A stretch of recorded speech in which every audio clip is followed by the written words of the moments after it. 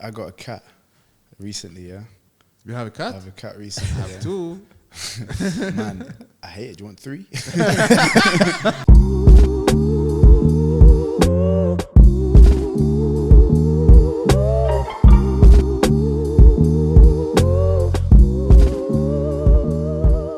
Assalamu alaikum wa rahmatullahi wa barakatuh. Welcome to another episode of the Holo Talk. As usual, your co-host Yusuf and my close friend Ahmed. And today's guest is a very special guest, a friend very close to my heart, all the way from Knots / Jamaica, Carl Boomer Booth. Wagwan. Wagwan, guys. Wagwan. How's everything? Good, man. It's a pleasure to be here with you. Always. What do you think of the update? You've been here since the start. Man, Since these trenches, يعني, as they say. I don't think it was the trenches, but yeah, this is beautiful, man. Like, I'm really happy for you guys to have this, and I know it's going to be the start of something really special. So, You can pull it towards you, as I told you before. yeah. So how's life? How's everything? Um, What's new? Life is good. I'm in Abu Dhabi. Basically, most of my days are working, so nothing new there. I'm used to this. What do you want me to start with? Like, In general, يعني, how's life? We're gonna dig deep in your story today. okay. Yeah, life's good. I'm still enjoying it here. I'm happy not to be in the rain in England, Exactly, yeah. in the cold. Because one of the things I wanted to talk to you about is, I mean, you lived the life of moving from the UK, from Nottingham to Dubai. So it was, for you especially, I saw the process. You had a bit of struggle, let's say, in trying to settle in Dubai. Yeah, stabilize. You were in Abu Dhabi, Dubai, Bahrain. Yeah. But when you settled in the UAE, let's say, you reached a point, I remember, like we had a talk even, and you reached a point where you could have went back to Nottingham. It became rough for you staying. Yeah, it was definitely. I was working in the gym in Abu Dhabi, and then my grandma had passed away. I had to take some time off to go to Jamaica, bury her and stuff, and then when I came back, I got fired. Yeah, didn't hit the targets in the month and whatever. And then, like, when they say one door closes, another one opens, it was like that, but the door was slightly open. Driving back and forth from Abu Dhabi to Dubai was a mission, but we got it done. Lucky I met with you guys. We was doing the training sessions and stuff, and all the time, anytime I have some like negative or dark moments in my life, training is always the way to like get out of it. Like whether it's training other people and seeing how it like brings them up, or it's getting in the gym and just get on the grind myself and get myself back on it. But yeah, it's been a mission, roller coaster, but I never expected it to be easy, and I didn't sign up for easy. I signed up for an adventure, so take what comes with it. And especially when it comes to training, I mean, we were lucky to meet you even. I mean, me especially because in terms of MMA and training, and most of the things now I do in the gym or the way I strike, it's from you. You taught me a lot, man, especially because we had the same kind of reach. Yeah. So I used to kick my ass a lot. But those moments, those rounds, let's say, they taught me a lot. Yeah. And I mean, we enjoyed it, especially those days. I remember when my work schedule was way different than it is today. So I used to finish early. We even used to train before I got in Sometimes, in work. So we used to train like 4 times a week almost, in the morning and the evening. Man, I miss those days. And let me tell you something, man. Since you left and went back to Abu Dhabi full time, this guy has been begging people his size to do. I saw it the other day. Come and throw it down with me. Come on, he please, saw please. a buff guy that's the same height as him. He's like, come on, bro, let's. Wallah, he's jiu-jitsu guy. Say, you should do it, man.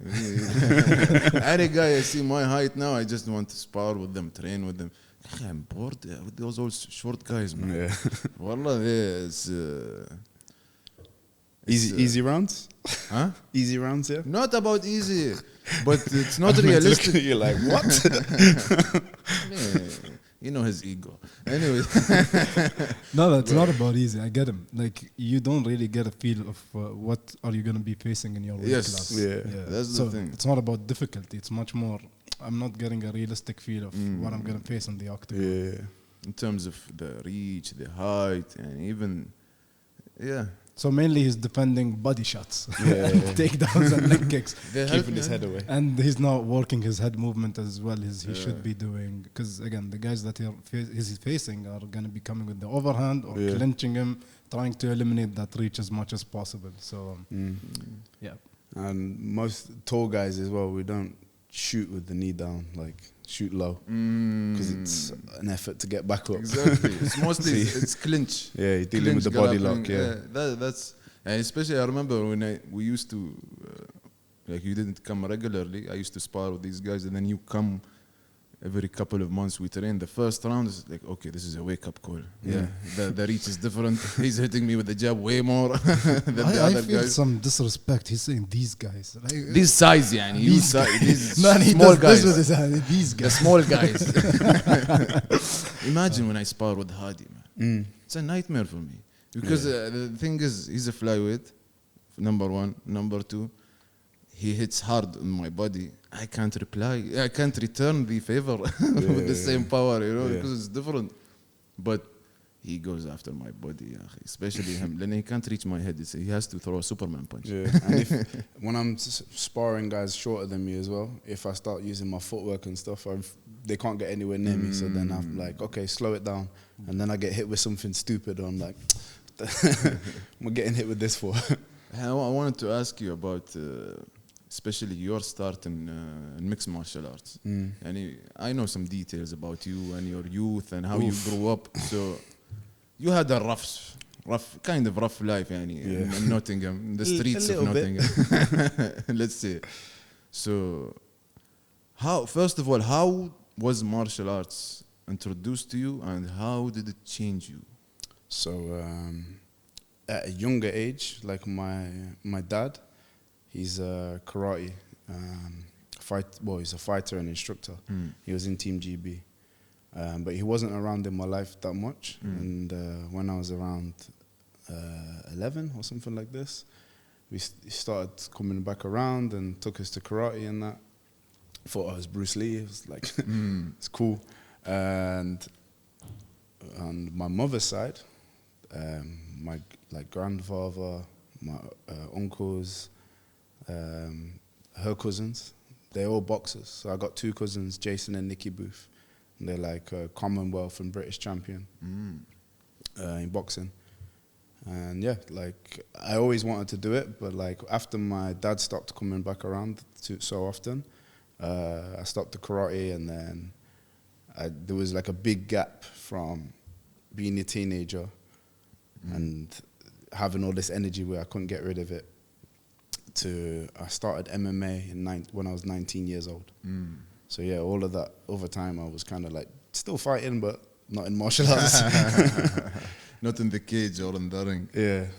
But how do I say this? I bet it did, but how did martial arts like change you positively? Let's say, did it ground you? Did it make you, when you started mixed martial arts? Because at 19, I bet you were a wild guy, let's say. Yeah, massively. So I've got to like give a nod to a guy, his name's Liam Pierce. So I was hanging around with him, and this was my like group of friends. We was up to all sorts of nonsense as kids. And like one day, so I'll give you an example of what was going off at that time. I have one friend, he passed away, he got shot. And yeah, I have like other friends, they were getting sentenced like 30 plus years for some of the stuff they were doing. That's in Jamaica or in the No, UK? in England. Yeah, in England. In my city in the early 2000s was like crazy. But yeah, like I could see the way I was going and the way I was acting and stuff. And one day he sat me down and was just like, yo, you should get into martial arts or something. Because like you're just going to get in trouble fighting people all the time. It's okay. And he took me to this gym. It was in Notts County. It's like a small room at the back.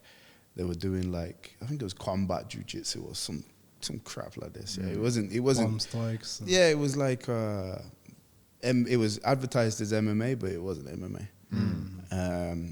But I was going to this group a few weeks later. I think 3 weeks after I'd started, I got into a fight again in the city centre. Some guy pulled out a knife while I was fighting. He ended up hitting me in the head with the knife.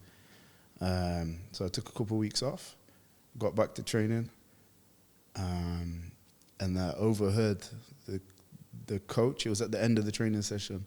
The coach and there was one guy at the door. He's a promoter. His name is like Nash.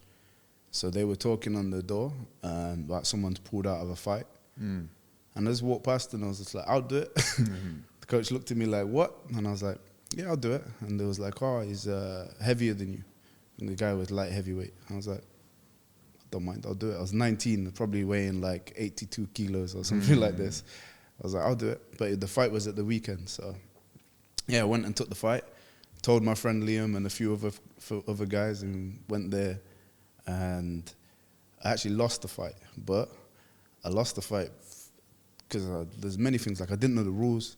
Didn't really know how to defend takedowns or anything like this. It was amateur, right? It was, back then there was no amateur like you see it today. It was like without shin guards, pro MMA gloves. Ah, so pro.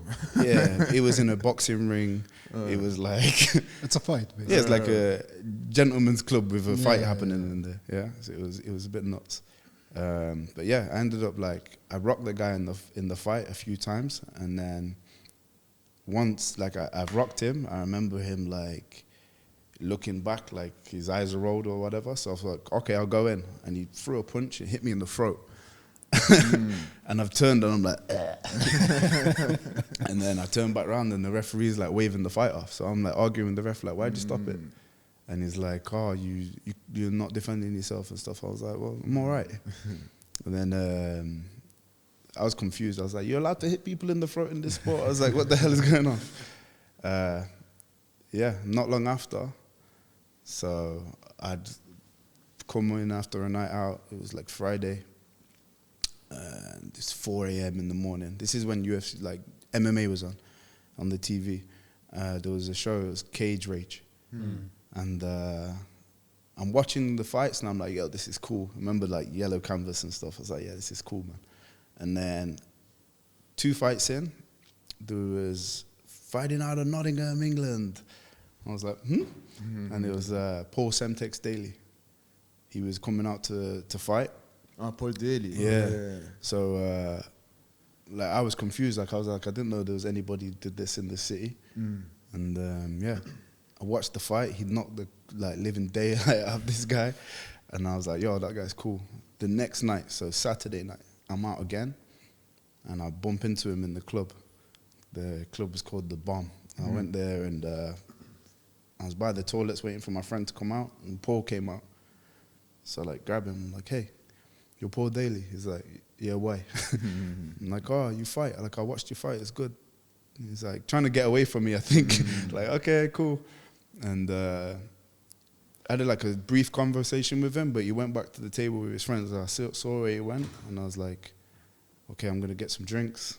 Got some drinks, went to his table, was like, look, I really want to do this MMA thing. And we sat and spoke for a little bit. But like, yeah, he just basically invited me to training, and the next day he says, oh, 6 o'clock we've got training, show up. And I was like, all right. After, I remember asking the guys, like, what are we doing after? Like, where are we going? Is there a party? They were like, we're not rock stars, we're athletes. I'm like, boring.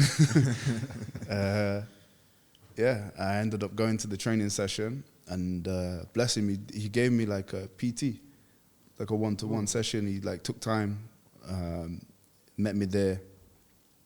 I was watching the classes going off and stuff, and I was like, okay, this is cool. And he put me in the cage, got me to do a few moves and stuff, teaching me how to defend takedowns. And then he told me after, he's like, oh, if you keep coming to training, I'll have a fight like in a month. You can do the show. I said, okay. I ended up doing that one. That was the first one I won by knockout. The guy's name, Kayvon Fowler. So he'd had a few fights before. He's from Sheffield. Yeah, and I ended up like doing the same thing, came out, got taken down, didn't know how to get up. held on to him for my life. But this time all my friends were there. So like the whole gang was in the crowd making noise and rattling the barrier and that. And my mom, she came, my stepdad came, yeah. And yeah, I won the fight, ended up winning by knockout. As soon as I stood up, I was like, no, I've got to beat this guy because he's going to do this to me again. I remember hitting him and just thought, don't stop hitting. And then I kept hitting him and he was asleep. And I was like, yes. And then I felt the biggest adrenaline dump in my life. Like my mouth was dry. I was like, I didn't know what to do. Didn't know what to do and that. And then, yeah, got out the ring. All my friends were going crazy. My mum was like super happy. She was like jumping on the chair. It's my baby. And yeah, after my friends, like we went out and I just thought, I'm going to keep doing this. This is cool, man. Like, and before, like, I remember going to my city center and there's like people, when you're walking around, they're like intimidated by you, yeah? I'm walking around my area and like people respect you, but like only because they don't want trouble or because you're affiliated with this group. And then later on, when I'd been fighting and traveling around and stuff like this, I remember like the old ladies in my area, my friends' moms, like random people, they would be like, oh, we're so proud of you, you're doing good, da, da, da. Like, keep it up. And this was the big like flip for me because I was like, oh, this is better. This feels better. Do you know what I mean? People like, they like you and they want you to be a part of their community. They're proud of you. Especially my mom. Like my mom went through the trenches with me as a kid. Like 1 minute I think maybe super disappointed with me as a kid. Like, what's my son doing with his life kind of thing. To the next thing you know, she's like, I'm a screensaver. Anytime I call her, I come up on the photo. Do you know what I mean? It's like so nice, bro. This is the main thing it did for me. It made me like appreciate like the small things, like someone to send you well done. I never really had that as a kid. Do you know what I mean? I didn't play football and get trophies. I didn't do anything like that. But in MMA, I got it, so it was cool. And the fights that you used to get in the streets, they were related to? All sorts of stuff, man. Like we had in my neighborhood, there was like 3 main areas. We used to always fight with each other for no reason, basically. Ah, so just like us here back then. Yeah, like it's like a feud between blocks. Yeah, and the worst thing is, it's like your cousins would live over there. Yeah. Do you know what I mean? We had that back then. Yeah, it's for no reason. Yeah, it's just we represent territorial things. Yeah, territorial thing, and I think brainwashing from older groups as well. Like them telling the kids like, oh, you got to watch out for these people because this.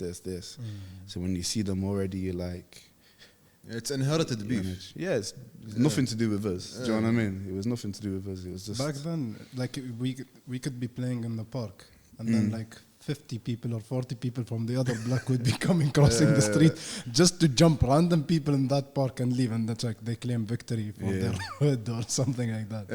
Dubai, this region, it was wild before. It's not like, especially before. I remember I was telling you, it's not like how it is now. Now it's much more civilized. Much more civilized. But back in the day, like specific neighborhoods, if you go by around your car 2 times, they will stop you. What are you doing here? No, really, it's just a neighborhood. Why are you here? Who are you? What are you driving around for? Exactly, yeah. But now, thing. alhamdulillah, it changed. That's good. I tried to change myself. Like I like started working in the barbershop similar time when I started MMA. And the barbershop I worked in the first was in one of the rival neighborhoods. So that was interesting. It was in Radford. I remember going to the shops after for the main barber. He asked me, go shop and buy some beers. I was like, okay. So I've gone to the shops and the group of lads stopped me. Like, oh, you're not from around here, you're from Meadows. And I'm like, yeah, why? And then luckily one of them knows me, like he knew my cousin. So he like squashed it all, and I went back to the shop and I was like, okay, if these guys want a problem, they'll be back in the shop. And then after like a year or something, I moved to another shop. It's called People's Barbers in it's Nenton. So it's on the edge of St. Anne's. And this was our main rival area. But it was good because I was always in the gym, and the gym was across the road. And I think people started to recognize my face from around there, and I didn't get any trouble. They knew where I was from, but like I didn't get any trouble. And yeah, it was nice to get out of that mindset of like, oh, you can't go here, you can't go there. Do you know what I mean? And like opened my city up to me, basically. You gain respect, and even if because they see you're doing something as well. Yeah, definitely. With your life, you know. Definitely. So I think just the way you carry yourself when you're doing something, like you have a mission, you're just like, okay, like I'm focused, I'm staying on my line, and people recognize that. So yeah. So I got those stories when you see in the movies sometimes. But one guy from the hood starts studying medicine. Leave. This guy's name is Clarence. Leave Clarence alone. Trying to say I'm Clarence, bro. But yeah, I wanted to ask you, going back to the MMA thing as well. When you saw Paul Daley and you started training, it was the gym Rough House, right? Yeah. So and you also were training with Dan Hardy. Yeah, the first gym we went to was called Bushido. But Team Rough House, it never really had a base. Do you know what I mean? They trained in Bushido, then they moved to Liberty's gym. And in Liberty's gym, it was the only sparring was Rough House. It was the one like team in the UK that never really had a home. But yeah, they had Paul Daley, Dan Hardy, Jimmy Warhead is another beast that was there. Nika Shipshak, who was in the UFC as well. Ross Pearson in the UFC, Andre Winner, man, there was like maybe 8 guys in the UFC at one point. It was awesome. But I was like 19, probably just turned 20 at that point, sparring with these guys, getting my ass kicked, going home, my jaw sideways. But then like just determined, like, okay, I'll go back. And then before I know it, I'm like, oh, I'm catching up with some of these guys and catching them out. Sometimes some of my moves that I'm learning on the side would work. And with that preparation in that group, I'd go into my fights and laugh at my opponent like, man, I'm getting my ass kicked on every Tuesday and Thursday, like 10 rounds of hell. And then like I come here and there's some guy looking across me and I'm like, bro, you're so dead. Yeah, but it was valuable experience, to be fair, man. I learned a lot. Also in that gym, it had like, what's his name? Carl Froch. He would train there. He was world champion. And Tyson Fury would every now and again come into the gym and work out. Yeah, it was good, man. It was like the who's who of martial arts at that point was there. Yeah, it was nice. And also one thing that is interesting is like the difference of like the barriers of entry of MMA. Like now you have to have like big background in wrestling before entering. And yeah. Now the levels changed, man. Like when I jumped in, it was like brawlers mainly. Do you know what I mean? There was some guys from Muay Thai didn't know how to wrestle. Some guys from like grappling, jiu-jitsu mainly, didn't know how to strike.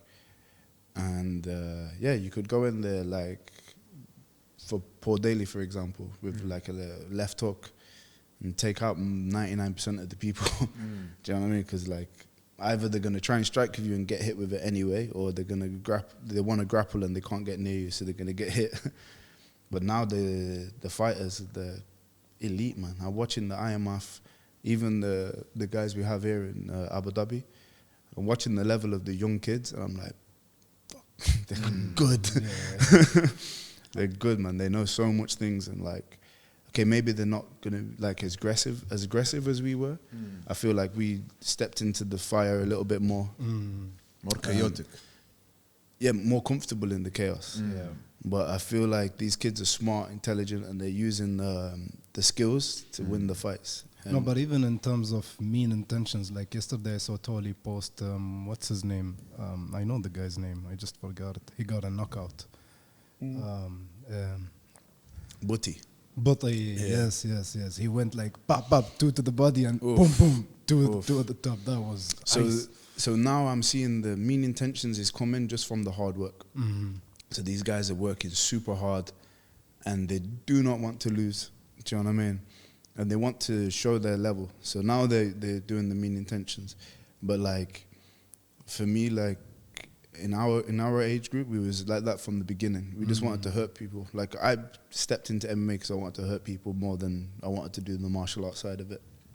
You had the chip on your shoulder. Like there is something that. Yeah, like people bashing someone's head off the floor was fun. It was like, yeah, it's cool. But like now I'm seeing the kids with, not even kids, some of them are adults now, but their skill level is high and they really want to use it. But they're training for a violent sport, so people are going to get knocked out and stuff. I don't think they have any animosity or anything towards their opponents, though. No, mean intentions in terms of once you go with mean intentions. I mean, because a big trap that you can fall into is while training, you want to take care of your opponent. And sometimes that translates to the cage. Yeah. So you need to understand that I'm not here to touch that person. I'm here to, whenever I go with mean intentions. Yeah. Like that's my new mantra. It's like calm mind, mean intention. So whenever I go, I need to make sure I'm going with the intention to hurt that person. Yeah. Not necessarily even the power, just where I'm positioning those strikes. If I'm hitting your body, I don't just want to hit your body. I want to shut down your liver or your spleen or your.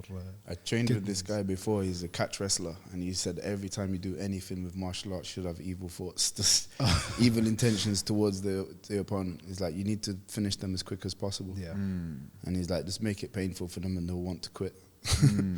I remember one thing you kept telling me, especially, is when like even the stance, even when your back is on the wall, you should look very aggressive. Yeah, even just look aggressive, even just to make the other guy that's pressuring you think twice. I learned this from watching Mike Tyson and what Mike Tyson documentaries and stuff. Like just by the look on your face, if you look like angry and pissed off and you look dangerous, people are not gonna think. They're gonna think twice before stepping close to you. So yeah, when I'd start to do that in my fights, like frowning and looking through my eyebrows at them and stuff, I'd see like, okay, this guy's intimidated. And then I saw the chink in the armor and I'm like, okay, now it's time to exploit this. But I think it's more of a natural instinct as living creatures, not only humans. Because what do you see? Like the first thing an animal does when it comes to protect or attack, it's going to intimidate. Yeah, dog's going to start growling and raising its teeth, And when you're cornered, he said being against the cage. So they're just like a cornered animal. What are they going to do? They're going to stand their ground and just do their best to appear as big as they can, make the loudest noise and just look ready to do whatever. So because if you look, works. And if you think about it, put yourself in the place of the guy that's pressuring. If you see the guy just covering up, he's not moving, you're gonna eat. He's gonna keep going on. You look like an entree. That's why they say don't run away from dogs. Like stand your ground. Try at least. Don't, because the second you give them a chink, as you said, the chink in you show them that there's I have this vulnerability. They're not gonna stop. So. I believe you got to believe it yourself as well, though. You got to believe you're dangerous. Oh, definitely. You got to believe you're the. So I used to go running in the forest at night time. I'm just with a little small light on my head. Sometimes it was like, fuck, I'm in the forest at night. What am I doing, bro? But then I just start to think like, no, I'm the most dangerous thing in here. Like, what the fuck is anything gonna do to me here? Do you know what I mean? And just put that in your mind, like, no, I'm the most dangerous thing here. Same like I'm going to a club with all the goons. I'm like, I'm the most dangerous here. I'm comfortable. The forest I don't relate with. The other part I do relate. The desert. Most dangerous man in the desert. Actually, I know what you mean. Yeah, it makes sense. So, but running in the forest, no, man. Yeah. At night, are there wolves there or something? No, like foxes and stuff, I guess. That's like, okay then. But no like, bears. Bro, when you're running through the forest at night, there's in your mind, there's the boogeyman's there. Jack the Ripper. Or some weirdo. Some weirdo in the woods. But I want to, let's fast forward to when you moved to the UAE. Okay. So you were still, you were an active brave fighter when you moved, right? Yeah. So I was... Because I want to tap in how tough it is being an active MMA fighter and working in a gym as well at the same time. To be honest, I've always worked. So like when I started MMA, I was working in a barbershop. I trained 6 a.m., 7 a.m., then go to work. Sometimes I train twice in the morning. So it, like when the sparring was on, I'd train 7 and then 11. Again, I train. And then I go to work. And then again, 7 p.m. at night, I train again. So I was kind of used to it. And then when I transitioned into coaching, it was easy. It's the same. It's just like fun all day. Because for me, like working in the gym wasn't hard because it was the thing I wanted to do. Especially teaching martial arts. You see me, I can go for 2-3 hours. Yeah. Like easy. Until I puke. Yeah, until you puke. And then I'm like, okay, we have to stop now.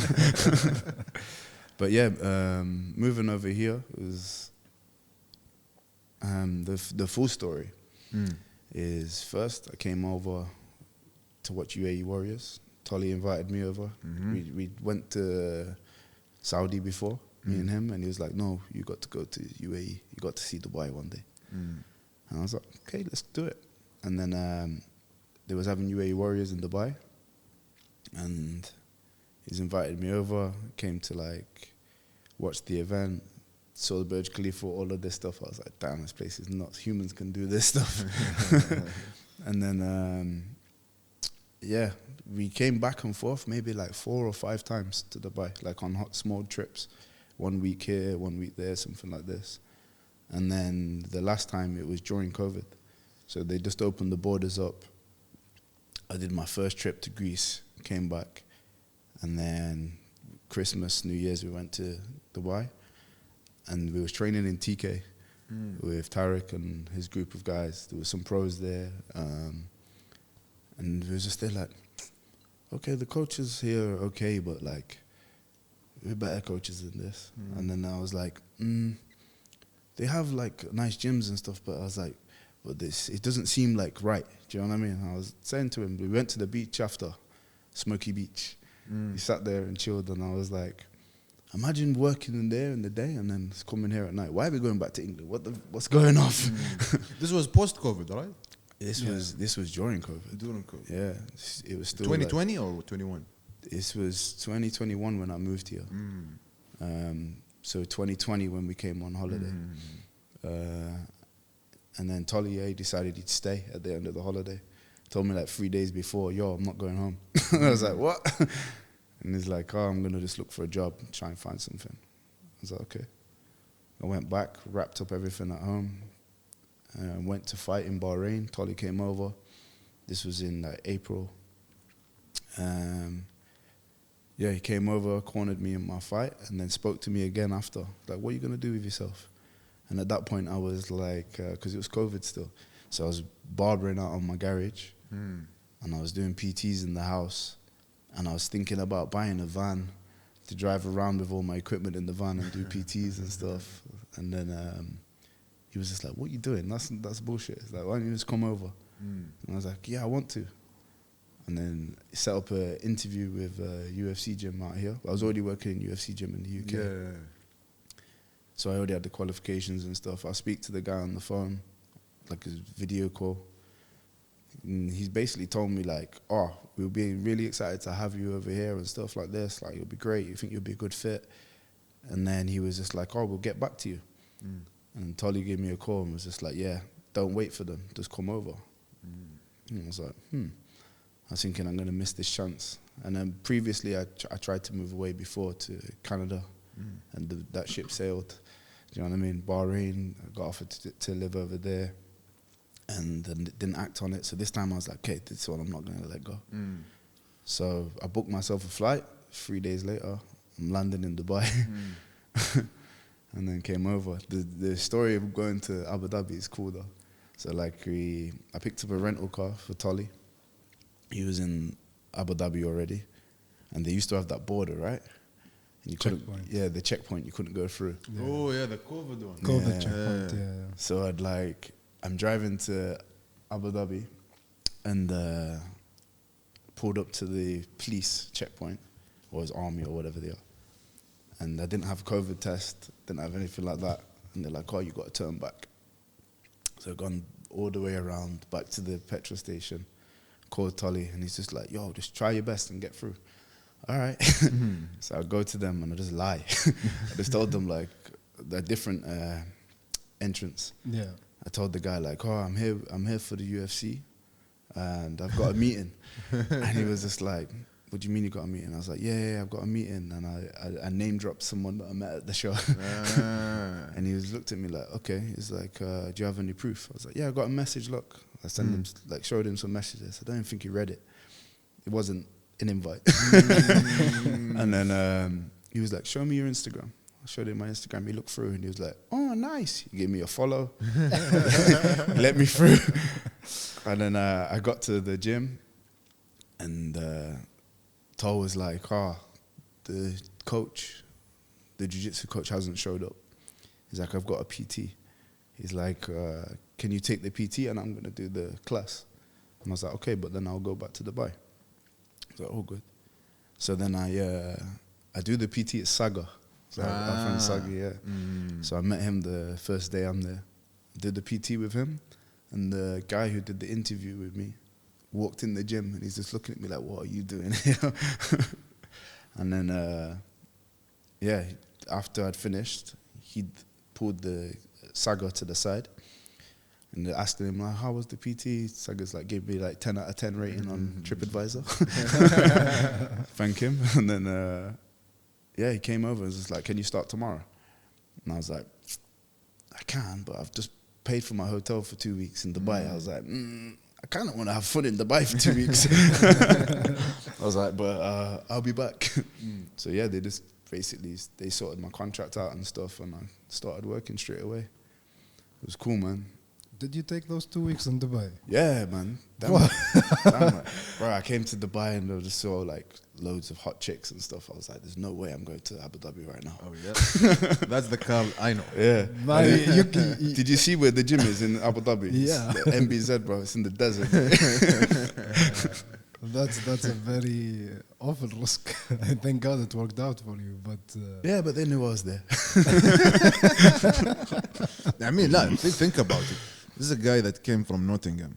I mean, yeah, when you put it from that perspective. Yeah, no disrespect of Nottingham. Exactly.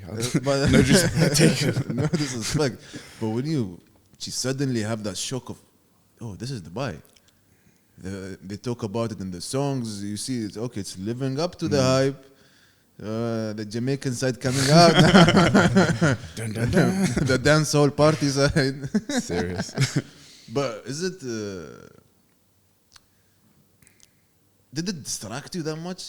Distract me. Yeah? Yeah. Because I don't regret it. Because this is why I think Dubai, I love Dubai. I am from Dubai, but it can be tough to focus, to look in with all these distractions.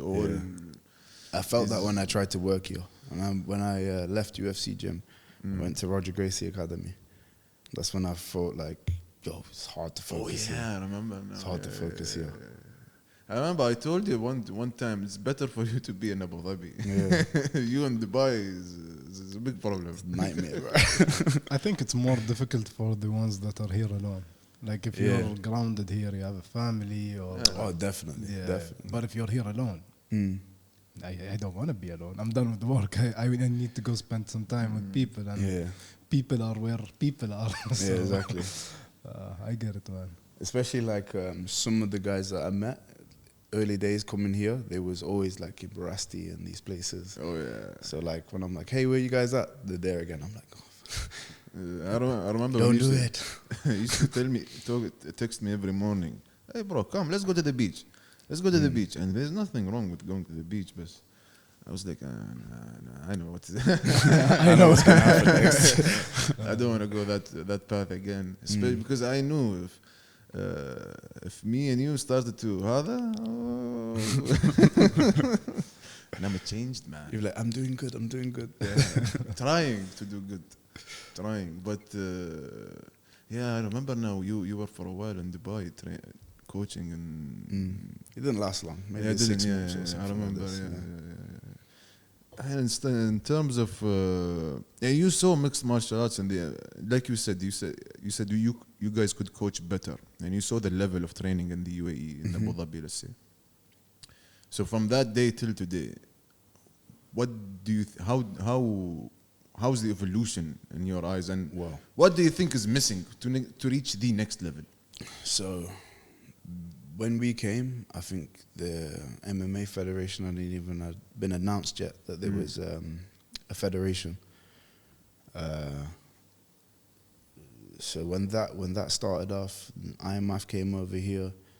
I think that put a fire under everybody. People were interested in MMA.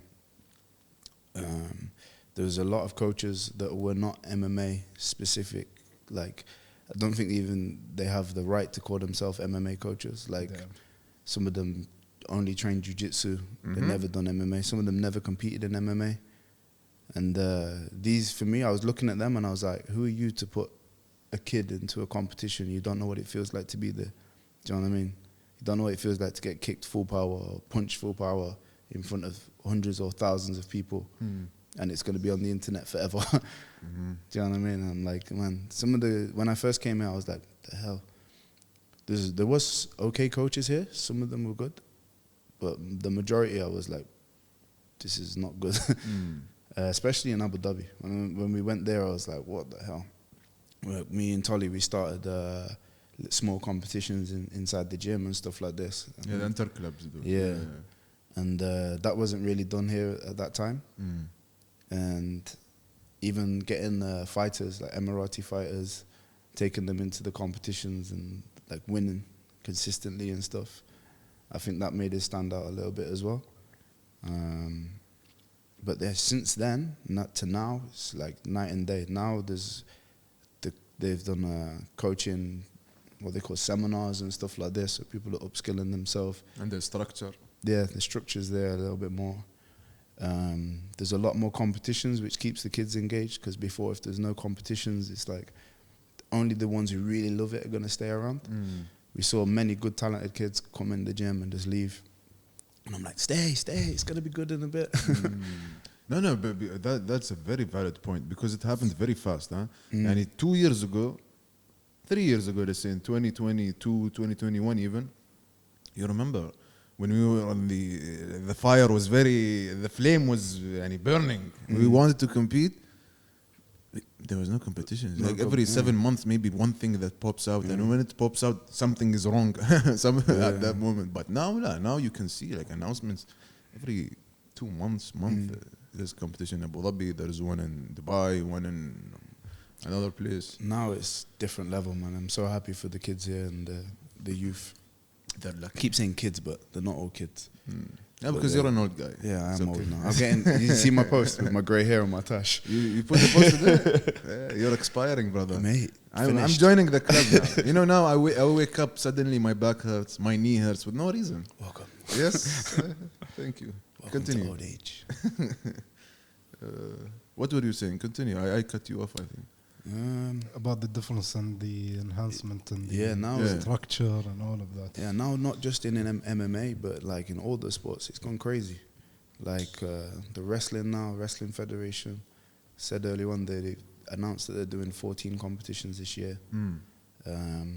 That's kicking off. That's going to enhance MMA so much, because it's a crucial part of mixed martial arts. Jiu-jitsu, obviously, they've gone crazy this year with how many shows they're putting on, events. And MMA, with IMF being like the main one at the end of the year, so good. I realized, by the way, because I have one guy at work that is, he has a position in the Muay Thai Federation. The Muay Thai Federation is very active. Like, they've been doing great work, but I think what makes them really stand out is I don't think they're involved as much in the politics between those federations. I think they just focus on themselves, and they do a good job. But the thing is, like, what is really, I feel, from my perspective, drawing back MMA, it's like there are some political issues between those federations, or like, I wouldn't say issues, I would say obstacles. The one obstacle is we're all fishing from the same pot, so the same pool of talent. If you go to our gyms, you'll see the same kid is registered in jiu-jitsu, wrestling, kickboxing, MMA. So like he's torn thin, and I think they're all about registration numbers and stuff like this. They all want big numbers for their events because they spend a lot of money and they put a lot of effort into running these events. Unfortunately, a lot of the events now are happening on the same time. So the kids have to choose. They have to go left or right. They can't say, oh, next week I'll do that comp. But for us, for me as a coach and for me as working in my academy, it's good because I get to pick teams and specialize with them and give them specialized training programs and stuff like this. And they're going to make better athletes because of it.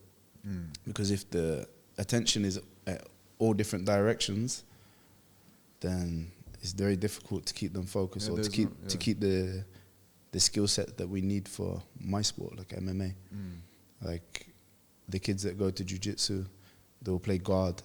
It's really not dominant position for MMA. And they will go to this position in the beginning of the fight, and then they got short rounds in the amateurs, so they'll end up just sitting there trying to get out and just losing on points because of that. But yeah, the kids that are now regularly showing up to the MMA and the wrestling classes and stuff, they're evolving fast. You summed it up very perfectly. We were speaking about the Wrestling Federation, and I think you said, oh, look at them, they're doing well, and eventually they're going to go back to where they started from. But I think what really allowed them to elevate and make them shine this much is them excluding themselves and going somewhere else where they can get pure focus. Yeah, definitely. And I'm afraid that them going back to where they started can be a bit detrimental. Depends if they structured themselves well. Yeah. You have to remember as well, this is it's not like MMA, it's Olympic sport. So they have the foundation already set up, like many countries are doing it already. So they can go look abroad and see how it's done. But in MMA, we don't have that. Do you know what I mean? In MMA, really, realistically, UAE is probably one of the better countries at structuring itself. Most of the other countries, even if they've got good, talented athletes and stuff, a lot of it's done by volunteers. A lot of it's done by the parents. Do you know what I mean? Like bringing their kids and stuff like this. Paying for the registrations, paying for the uniforms, paying for the flights themselves and stuff. How do you sell it to the parents, though? I don't know, man. Like, because it's very brutal to come and ask. Even harder here in this like culture. Yeah. To especially like jiu-jitsu is accepted, but MMA is like brutal. Yeah, it's like seen as brutal. But I think one of the biggest things for us, like to the parents, they probably see their kids coming back with discipline. They see their kids losing weight, coming back looking strong. Like I've seen in the last 2 years being at ADMA, kids who were like overweight, eating candy and ice cream before the training and stuff, and now go into the whole like reception area now. All the kids are eating fruit. Yeah, some kids are just chomping on a carrot. Do you know what I mean? They all got water and not sugary drinks. Their bodies are changing. I've seen the young boys like shoulders rounding off and stuff, and like if I'm a parent and I see my kid like this, I'm going to keep him in this sport, definitely, man. Yeah, but I mean, that's the argument I always have with family members, let's say, when they say, I don't know, this sport is too rough, too brutal, too... I mean, life is rough. Life is brutal. You have to have skills. But at the same time, you'll be allowed to go to the army and encouraged to go to the army, which is much worse. Do you know what I mean? Yeah. Like, you're encouraged to go there. I think the sport, obviously, it's a choice if you want to do it or not, if you want to compete. Much worse in terms of brutality. Yeah, definitely. Like, yeah, definitely. Much worse in terms of that. But like, just learning martial arts itself, you don't have to use it in a competition. Do you know what I mean? You could use it just to build your own confidence. If you're ever in a situation where you might be attacked or you need to move fast or something like that, your body works. Exactly. Do you know what I mean? It helps with a lot of... let's take you as an example. When you were 19, let's say, if you didn't find martial arts, I bet you would have had a very different path in your life. Yeah, definitely. See, it helps you, it grounds you, and you said it builds discipline. It will build confidence. Yeah. One thing for me as a kid, like I found it hard to respect men Like, especially people who try to like enforce dominance on you. Do you know what I mean? Like teachers, PE teachers, for example. Yeah. I was like, they weren't having it. Even like police, stuff like this. I'm like, why are you telling me to do stuff? Like, it's my life. And now I went to the gym and I found like variety of different guys. Some of them like teachers, some of them lawyers, some of them just full-time athletes, some of them just working a job as a postman, goths, black guys, Chinese guys, whatever. Everyone's on the mats, all different backgrounds, but they're all dedicated. They're all like really humble. Do you know what I mean? Respectful. And I'm like, I can respect this. Do you know what I mean? And not only that, they can kick your ass. Yeah. So when you go on the mat with them and you get dominated by some guy who's like, you think, oh, this guy's skinny, I'm gonna smash him. He ties you in a knot. Eventually you're like, okay, like I can respect these guys. Before I only used to ever respect people who were like thugs and gangsters and stuff. That was the only people I thought like, okay, gotta listen to these guys. Yep. But like now I'm in the gym with athletes. I'm like, no, these guys are traveling the world. They're training every day. There's a good like camaraderie, good group of friends and stuff like this. I was like, nah, I want to be in this. Definitely. For me, I mean, I can relate big time with what you said just now. Like my youth, let's say, or my teenage years, I was wild, let's say, okay? And I had that rebellious thinking where no, I don't respect anybody that tries to be dominant, let's say, around me. Can break your windows. Yeah, really, like I used to, what do you call it? My friends used to call me like a match. I was a match. I would quickly explode, quickly get into fights, let's say. But as well, my ego was too inflated at the same time. Like in my head, oh no, because I never lost a fight, let's say. And we fought a lot. So I had like that thing in my head. So when we started like MMA, I lost in Taekwondo. That's different. But when we started, me and Ahmed's training, let's say mixed martial arts, and he trained before me, and we used to spar a lot. And when I see a guy that's half my size, almost half my, not half especially my with his mentality, it's just like, what? and he's an asshole, just putting that out there, this is lit a fire. I say, no, I have to learn. I can't be walking around there. And a guy that's smaller than me, shorter than me, manhandling me. Then I started to think, say, okay, I was lucky.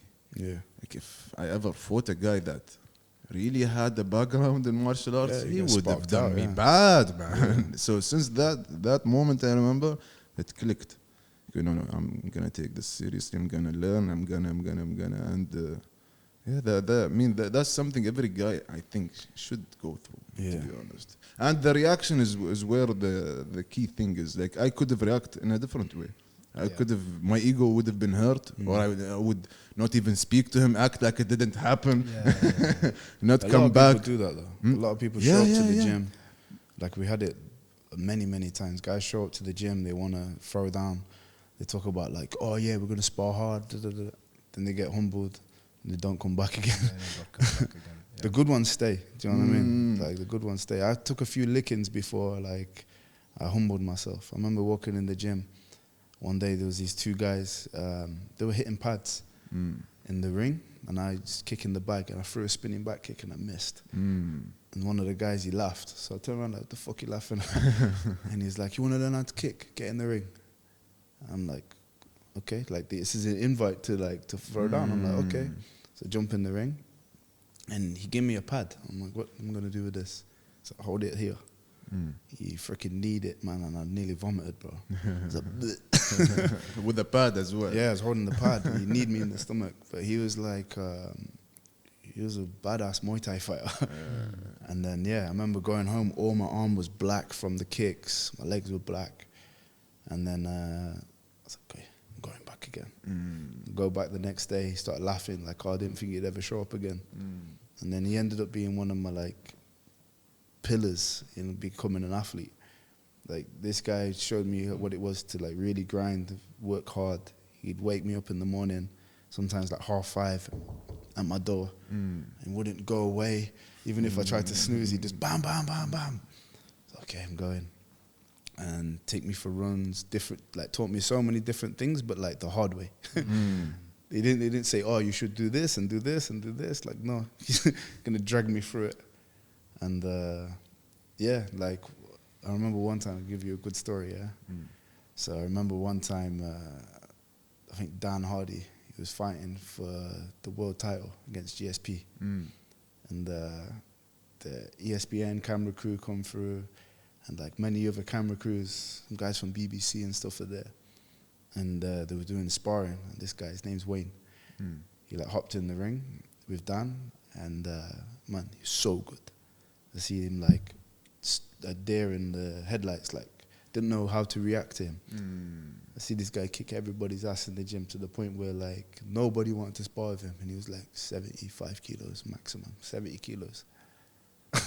That's when I was like, okay, you don't have to be big and tough and scary. Like, this guy's got the biggest smile on his face. He used to work on the reception desk, always joking around and stuff. But I was like, yo, just work hard, outwork everybody.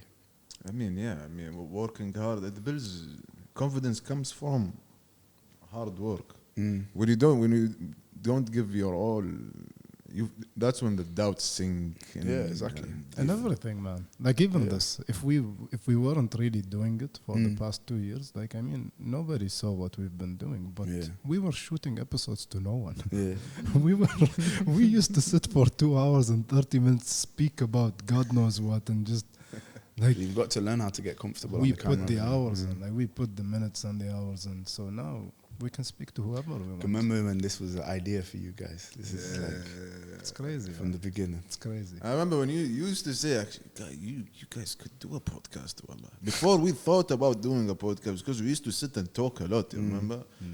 So, saying all the empty spaces. This is like the new America for mixed martial arts. Yeah, I was like, look at America, look what everybody's got.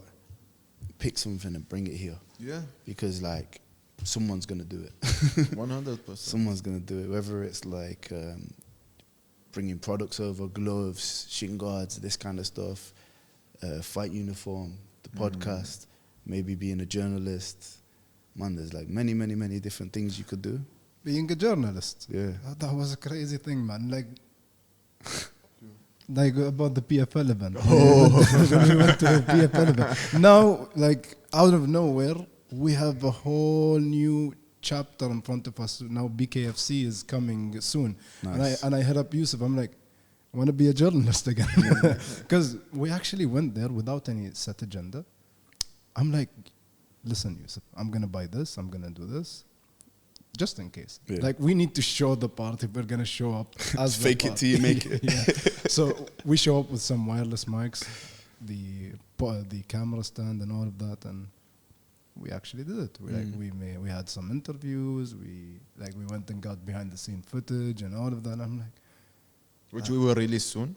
Nice. And I'm like, that's great, man. I think we're naturals. We sat there. We spoke as if we were part of the media member. We met the vice president of PFL's PR. We like think of it like this: like some of the journalists that are here, they're coming from like. The sports news or something, they're not interested in mixed martial arts. They're just going there because it's their job. Yep. So the questions and stuff they're going to ask is like boring. We saw. And with fighters, especially, like we do the same thing again and again and again, same question. So when someone comes across who's like actually active in the sport and they want to talk to you about it, it's like, relief.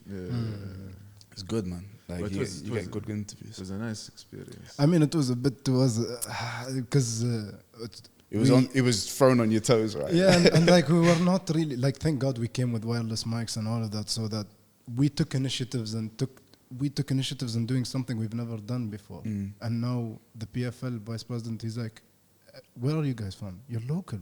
Hey, listen, any event we have, just here's my card. Email me. I'm gonna fly you in. You're gonna go over to Jeddah, yeah? Now we're thinking about it, of course. Let's go, baby. If our schedules align. Of course, why not? The whole talk is getting big, man. Soon I'm gonna start being cookie. But I mean, the opportunities are endless, is what I'm trying to get at. And if you just do the work, you gain the confidence, and then step by step, there's nothing that you. And you know what I like? I like the side eyes that you are getting. Who's these? Who are these guys? Who are these? Who's the new guys on the block? And we sit on the front as well. Told you guys, man. You guys are local, man. Like a lot of these guys that are commentating on MMA or like speaking about MMA here in the UAE, they're not from here. Do you know what I mean? You know, if we really had time, you know, if we really had time on our hands, even commenting would have been a real option. It's something I could hook up for you, man. I got many opportunities. But it's tough. There's so much I can juggle. Commentating requires deep research. Depends. Yeah, if you want to commentate before on fights, you just need to know. No, because if me and Ahmed gonna do it, we're gonna do it. Yeah, well, I don't like half-assing anything. You know, like we're gonna have to have some background about this guy and the other guy, and we have to do it for how many? 12 bouts, 11 bouts. Yeah. That's a lot of work. It's like when Dominic. But it is something that I would love to do if I didn't have a full-time job. The full-time job. I mean, it kills a lot of things. And me. You saw back in my previous job, I used to finish at 2:30. Fridays I used to finish at 11. I mean, I was in heaven. Now, man, I finish at 6 and I have almost 2 hours drive. And I can, at the earliest I reach here. Dubai traffic's not a joke as well. Not a joke at all, man. Nothing is changing. Even with the new toll thingy, the traffic is... No, because every time they do a new project to reduce the traffic just increases. Yep. Yeah. Because they're building somewhere else. Yeah. No, the people are... Yeah, that's what I meant. The traffic increases in terms of human. The human traffic, not trafficking. But the human traffic. No, there's a thin line. Human traffic increases. Takes a sip. But now,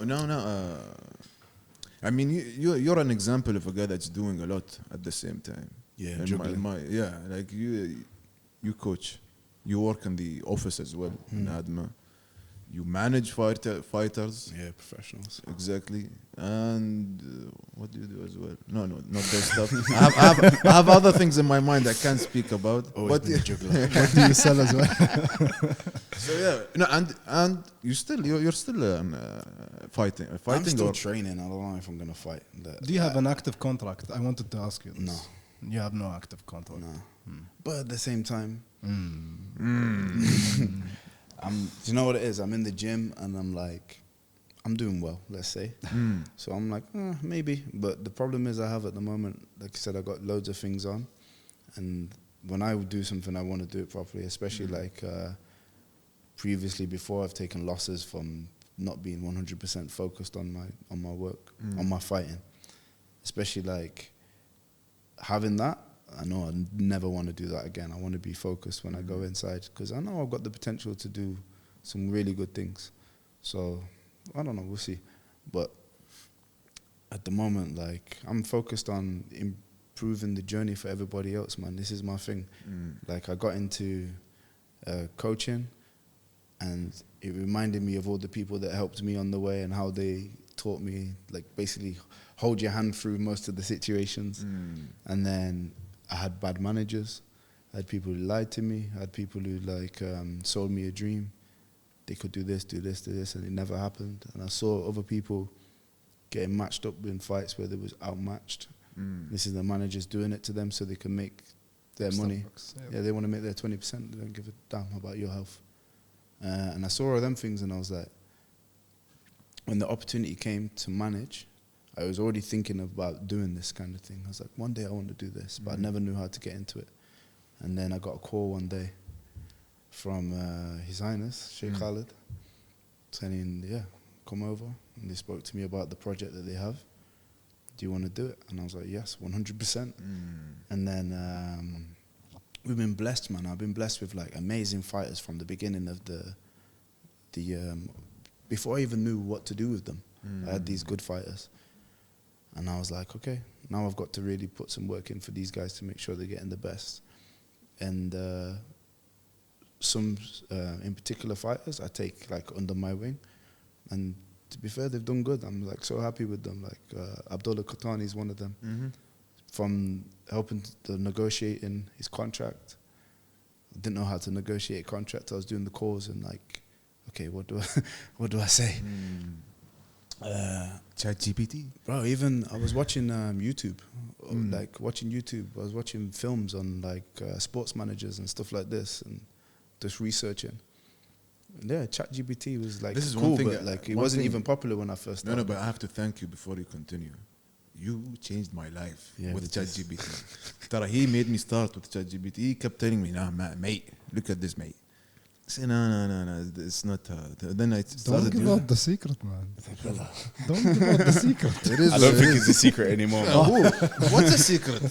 If that's a secret, man, خلاص, everybody's doing it now. You're actually, يعني. I mean, actually, organizations are embedding it into their systems just to even have a safe way. Man, there is deep seek. You saw about deep seek, Yeah, the Chinese one. but I don't trust anything. Well, I don't know how we're trusting ChatGPT to begin with. Like, you're not supposed to trust any of those things. Yeah, definitely. ChatGPT is for research. Especially when you start asking it questions and it starts coming up. Like sometimes, like I start fresh, like start a new search. Yeah.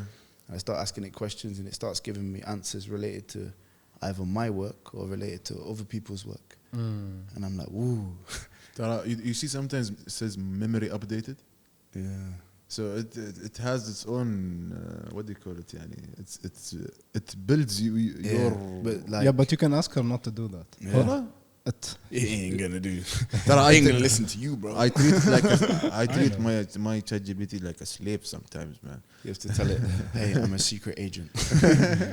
don't But record you see, anything I come said. from I have bachelor's in software engineering, and Nice. part of my graduation So project you are a is- proper geek, yeah? I am, yeah. Nice. Like I grew up with Thought you was technology. joking. Yeah, I love technology, but not really. Like I don't like the. Anyways, so part of my graduation project is to build machine learning, which was AI now. AI is not really AI. It's just a machine that you teach and you keep on feeding it information for it to just learn all the possibilities. and You're all the smashing the outcomes. hell out of ChatGPT, yeah? You know how to get all of Actually, I don't use 100% potential. I use it for very stupid shit, like move these timestamps 20 seconds forward. Okay. Move the subtitles. Like I don't depend on it as much as I'm supposed to. I'm supposed to. But basically, the way you create this super freak computer or super freak machine is by pumping information in it. So your information matter, my information matter, even as small as it is or as wide as it is. Some people use it as a partner. Some people organize it. That's the difference. I think like I've seen other people, they have like different things you click on inside ChatGPT, which take you to different apps. Yeah, and you can use all of this inside it. Man, And even prompts. I'm so retarded. I can't do that, man. I use the I OG text one. it. I'm like, yo, make me a. That's the very like basic usage of ChatGPT is the way we're using it. But you can make it make miracles for you. You can literally ask it to make an application for you, step by step. It's gonna build an application for you that does something that only you wanna do. Nice. So you get me? Like I want an application that turns every image black and white. Let's say just as a stupid example. It's gonna create an application that you can install on your phone that you upload an image. It's gonna create a black Yeah, and it white gives you all version. the code and stuff. Yeah. Yeah. You see, Elon Musk is trying to buy it now. He offered 100 billion. 94 billion, 94.7 billion. That got refused. Yeah, of course it's gonna get. Tara, he has beef with the other guy. That's the thing. Boy, you need to get into quantum computing and No, I don't understand need to. and understand like the possibility and the trajectory of the future is scary. Oh yeah, The future is scary. robots are Especially- coming. Screw robots, especially with how glued everyone is to their phones. Because back then I Bro, used to think it's the chip. Unreal, man. It's not the chip anymore, man. Because now I feel like these things. You remember yesterday? Why we give were- you a chip when you're addicted to the brick? Yeah. Yesterday we had a conversation about ADHD on the podcast. Like we shot an episode yesterday, and immediately I got back home. I don't use my phone as often, so it's like maybe 3 hours later. The first thing I see once I open Instagram, it's like an ad on ADHD. Yeah. Like, yo, Imagine, yeah. yeah. Like, So I got a cat recently, yeah. You have a I cat? have a cat recently. Yeah. Two. Man, I hate it. Do you want 3?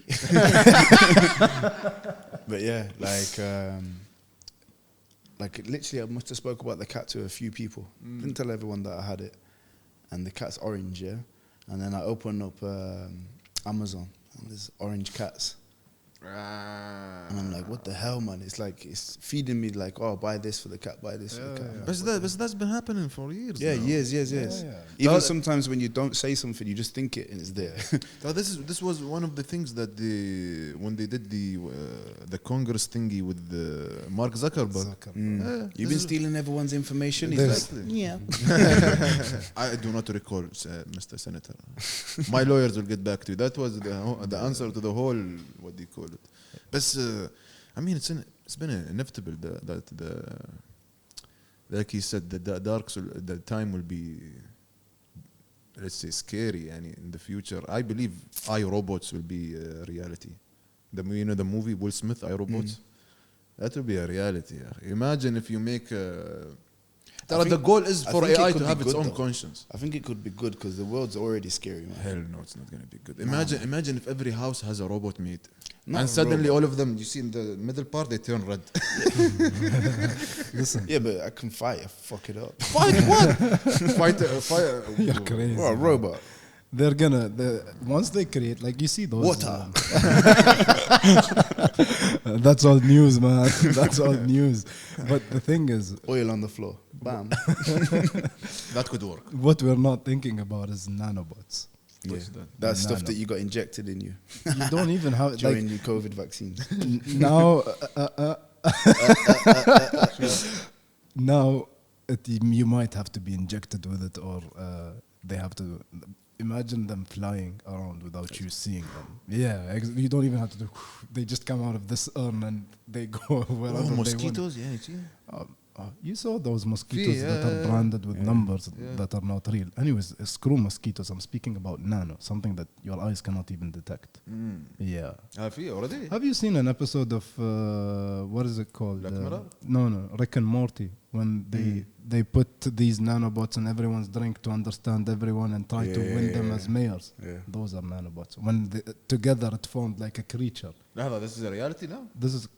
There are nanobots. See? But imagine if they functioned the way that they functioned on that cartoon, because that is a possibility. Oh, wow.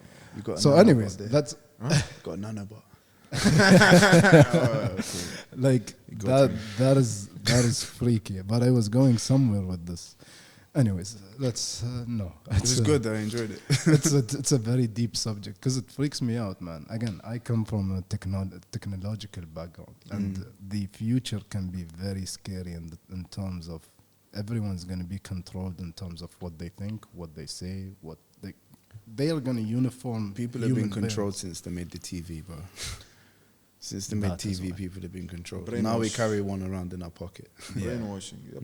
Yeah, It's a very slow, what they call it. I don't very think you have to slow spend millions and millions and millions to make nanobots to control people, because لا بس most people are washed anyway. nanobots sheep. is not for controlling people. Nanobots is for literally understanding each human. What is he thinking? What is he doing? What's in his system? What's not in his system? What are his There's a intentions? movie like this, isn't it, where they would arrest people before they made a crime because they was going to make a crime later on. That rings a bell. Yeah, but that could be a possibility is what I'm trying to say. Imagine them having nanobots in your brain, understanding that chemistry and coming up with this person just left home because he's going to kill his friend. Shit. Pointing at, okay, nice.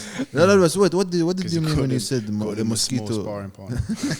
The mosquito thing is not real. No, the mosquito is not what I meant as nanobot. The mosquito thing is something that was used. What is the word that I'm trying to use? Biological weapon. No. Metaphorically. Not metaphorically even. Continue. If you want to say something that is not a fact, but you think it's a fact, theoretically. No, Or not it is real. theoretically. That's real. The thing is real. Like them mosquitoes not being real mosquitoes. And لا like, not robots, real mosquitoes. No, but even robotic mosquitoes. What's the intention of them? That's unknown. But that exists. Like not real mosquitoes that are out there. What they said, they came out and said that those were spreading. They made Viruses. some in Africa, not viruses. No, they were killing the other mosquitoes. The intention. Killing They were other like- mosquitoes, and some sources said that they were injecting people with anti whatever, like whatever they say, I don't trust. Okay. لا أحيانا that's my question. If they can do it for a good cause, they can do it for a bad cause. There you go. That's what I wanted. Look at drones, for example. They made them for people to fly around. Now people are dropping bombs on each other. Exactly. That's what I wanted to say. You said like this could be good. Everything that could be good is eventually going to be used for bad because bad has more money and has more incentive. لا بس think about this شوية. Just focus on this small point. يعني this is a possibility today. Imagine if a certain, not even country, an organization, one of those organizations that are hidden that develop stuff. Imagine if they decided to attack an area biologically with only mosquitoes, injecting them with diseases. You effed up the whole community, which I think already happened. What do you mean, like COVID? Skip to the next topic. We're gonna have to cut a few parts. This is YouTube, man. You can just bleep it. Yeah. Like there are some parts. Like, it's still a very touchy subject. Oh yeah, it will forever be a touchy subject. They shoved it down everyone's throat. So. Or maybe it changed with Donald Trump. We don't know. And we're not living in Donald Trump's backyard. Let's not get that twisted, man. I was talking in YouTube terms only. You think it matters? You think it matters? They're gonna really make us look like that. I mean, this is already a reality. It is what it is. Then, next topic, UFOs. No, wallah, do you believe in UFOs or not? What do you think of these sightings that happen? I really want to know what you think because you have a very dark, twisted brain. Thank you. Welcome. This one time? No.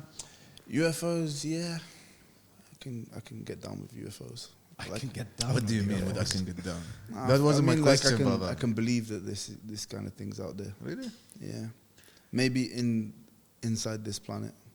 They're already living here with us. I saw something the other day in terms of UFOs, and like if you stretch, like if you travel in speed of light, you like 27 kilometers can be 4 meters, like because of how fast you're going. To that object that is going in the speed of light, it stretches distance. So in reality, if any of our civilizations back then ever stretched out ever came out with the solution of having an object going in the speed of light, an object that can carry humans, by the time they can come back and tell humans, it's gonna have the time would have changed. Like it's 4.7 billion years. Gee. So I'm like, whoa, that's deep. Like that's real and deep. Anyways, sorry, continue about UFOs. Do you think any the sightings are humans? Maybe. I don't think that those sightings are real. I think aliens exist, but not in the form that they think they are. That's not like. That's not. I think there's a lot of things flying around anyway. I think this is all advanced military like gadgets and like if you look up in the sky, most nights you see satellites. Do you know what I mean? So if you're not used to looking up, like I have loads of friends, they never look up. Like I can look up now and recognize the stars by name and recognize the planets, and people don't have a clue what I'm on about when I say it. But yeah, that's Mars. There's Saturn. Here's Gemini. Do you know what I mean? You can recognize. Did you ever see the photo of Earth with all the satellites surrounding it? Yeah, there's loads. There's loads, but you see them at night, and sometimes you can see, International Space Station. It's a bit brighter than the normal satellites. It goes. You see it with your eyes? Yeah, going fast, bro. This is maybe a star pass or something. No, bro, because you see, like it looks like a star, but it's traveling much faster than an airplane, but it's higher. It's a lot higher, and you can just see it like going slowly. Yeah. There are 2 astronauts that are stuck right now in space. Space station. Space station or They got delayed to come back for like 16 months. Bro. Russian, right? American. These guys are in Mexico or something. No, I think Americans. Not Have you seen this new conspiracy theory about using mirrors and ray? Like it's a fancy way or scientific way of saying ray gun from those satellites, just mirroring the sun into a very concentrated. Make a laser. Yeah, laser burning off forests and burning off areas. To make the wildfires, let's say. Yeah, I've seen that. They put it in the fields. Yeah. No, that. This is why the people have blue on top of their house. Yeah, that's the one I'm speaking about. What you're speaking about is actually real. It's people placing something like a mirror with the reflection. At some point, the sun is gonna reach a position where it's gonna hit that, and it's gonna start a fire without anyone being there. Yeah. That they found an object like that in one of those wildfires. Yeah. Australia, I think. Not sure. Anyways. Right. Someone's left the magnifying glass. Yeah, it's like it's like a stick on a magnifying glass on a like very sophisticated positioning that eventually at some point the sun is gonna point at it from a direction. After a wildfire, they still found it. Oh yeah, they found it after the fire. It's like finding passports after the buildings come down. It's like big fire, and then that survived. How?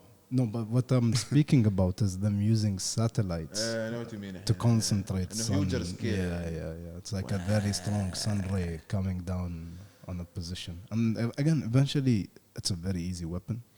Man, that's a waste of money. Did you see the stuff with the phones exploding?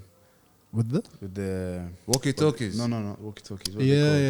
It's not walkie-talkies. It's pagers. Pages. Walkie-talkies, phones exploding. But this is easy, man. It didn't make sense to me. people. Were they planted? It's planted. It has to be They planted were purchased from them. because they blew up rooms. Mm. Yeah, they blew up rooms. So It was, what's the word I'm looking for? it was a plant basically. You were planted very, very, very intelligently, because those guys are very goddamn smart in that field. I mean, listen, when it comes to AI, aliens, robots, whatever, like in our religion, let's say, we believe that all of this evolution, let's say in humanity, the tall buildings, the cars, all of that will go away one day. Yeah.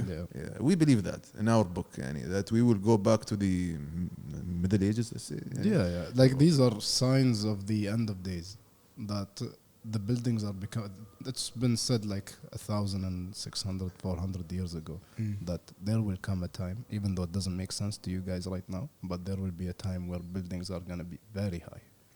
And food is going to be very widely available. Like back then they used to, food is, you know how you have food. to go get your food. Yeah, you have to go get your water, you have to get your food. But there will be a time where food is going to, people are going to be like over consuming food, and food is going to be like almost worshipped, which is what's happening now. And rumors are going to be like nothing. The rumors are happening and on a daily basis, and nobody cares. That's what we're going through. And then there will be a time where every fool is going to have a voice. Look at us two here. Look at this. We started positivity. So what I'm trying to say, it's these things have been embedded in our head. Like everything we see now, it's like, please, let's have a bit more time. Let us try and make some good out of our lives before it all comes crashing down. But eventually, what's going to happen? Don't know. What's going to happen? Enjoy the process. With all of that, there will also be a time after all of this flourishment, all of those high buildings, sophisticated technology, food availability. There will be a time where food is going to be scarce globally. Now, if you think about it, there are some countries that have famine and all of that. Is there a happy ending to this story? Oh no, bro! As what is his name? George R.R. Martin said, "If you think there's a happy ending to this, you haven't been paying attention." Damn it. Really, like if you really think there's a happy ending to this, you haven't. Actually, there is a happy ending. It depends on what. No. you do in your I'm life, speaking about life on Earth. Even life on Earth. Life on Earth is, it's mentioned. It's not meant to be, as we say, heaven. Yeah, heaven is for the afterlife. This is nothing. This is nothing but a blink of an eye in terms of, because think of time. If you are to create something else, another system, another life, but it doesn't have anything that exists in this universe or in this, let me say, like now we have wood, we have colors, we have air, we have time, we have all of these systems. If you were to create something else, what would it consist of? And it cannot be something that you already know. That's a brain fart, basically. You cannot come up with an answer because you need to know something that you don't know. Yeah. Whatever we are traversing to after we die is that. It's unknown. And time does not exist there. But how? You don't know. Because what they say, like what our religion says is like the people that died billions of years ago and the people that died a day before Judgment Day, they will all feel the same time amount of whatever you guys call time. It's time is nothing but an illusion. It's like a blink there. Yeah. Time is nothing but an illusion. It's like we're in a bubble. Gee. Yeah. Like whatever we Like have if right you get now. put in cryo. Come again. Get put in cryogenics. You wake up and it's like 10,000 years have passed. Yeah. It's very deep because Futurama. I love that show, man. because now this is the body is only A vessel. A vessel. Yeah. The whole story is in the soul, and the soul never dies. But you don't start knowing this until you get like older. Ah, yeah. When you're a kid, you don't think like this, man. Yeah. Like you think it's gonna be forever, and 1 year is like a long time. That's true. And oh man, is it Christmas yet or is it Ramadan yet? Oh man, do you know what I mean? Like Depends on your upbringing, but like what he said, I imagine everything that happens, I connect it to, oh shit, we're going down that path. Yeah. But is it gonna happen when I'm alive or maybe when my grandchildren? No, it's there is a lot of time to come, but life is still going to continue to flourish. Greater things will happen, but eventually Darker things. Something is going to happen, whether it's a catastrophe, whether it's a ray from the sun that is going to shut down all electricity on Earth, whether Robots. it's a nuclear war, whether humans, you get me? this is definitely the time where you could like attribute it maybe the end of time or something to it, because we're in the time where the most things have happened. Like never, from my knowledge, like from before, there's been so much change in the last like 50 years. Do you know what I mean? Compared to like all of the years that came before. Yeah. It's like crazy leap. Mm-hmm. So it's easy to think this is now. Maybe it's not. Maybe this is like maybe a curve. Maybe this is like the beginning of a good time.